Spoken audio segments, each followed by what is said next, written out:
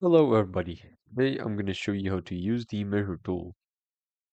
Firstly, you can choose any workbench you want to work in, find the mirror tool, click on it, go to the tasks, select distance, click on 2 points. As you can see, here's our distance.